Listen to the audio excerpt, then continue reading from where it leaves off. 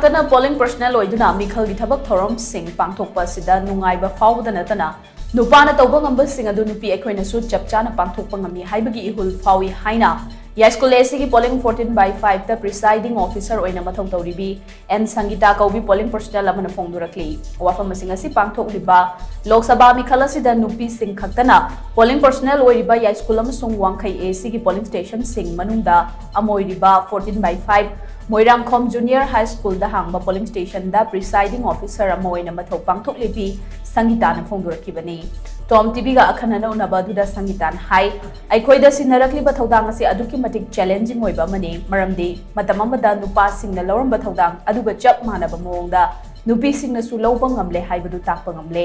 amaromda polling personnel ase nupi ngakta oiba maramda hauzik oiriba manipur gi fibam masida kari thorakadage haibagi charang na bawakhalon phawdaba natte loina na EVM ase aikhoina toina seasonaba machine oidaba maramda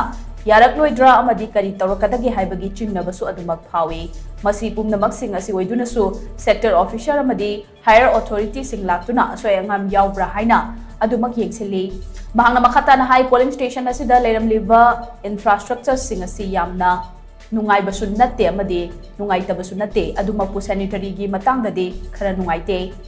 Atagi oinadi yana ba sinbada thoidokna khudong chadaba oide aikhoigi awara passing BLO amadi laikai miyamna adumak mateng pangbi haina Sangita na makhatana phongdokhi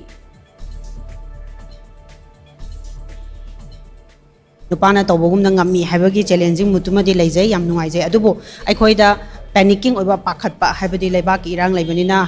haidi irang nurang thokadra haibagi awaba pakhatpadi laijai adubu ane machine gi khudong chadaba aikhoina toina machine paiba natabanina maramda camera gi fitting kari kara haibina singbada dumbada soigadra haibagi pakhatchabadi laijai adubu ase adum akhoigi sector officer sing mathak thong officer sing lapidana yam phajana adum hoji chathajari polling officer akhoi hoji laijai si mari ne ba ai isana presiding officer leraga PO 1 2 and 3 aduga presiding officer i mathau karino haibase am detail na khangan biba handbook pudi moina provide tawi do although akhoi na paba matamda clarify oidaba tanga so dum yawe ba adu akhoi phone tawraba hangnabagi problem adugumba khara le adubo anyway akhoi mathang tawa matamdadi akhoi isama yaw taragadi hena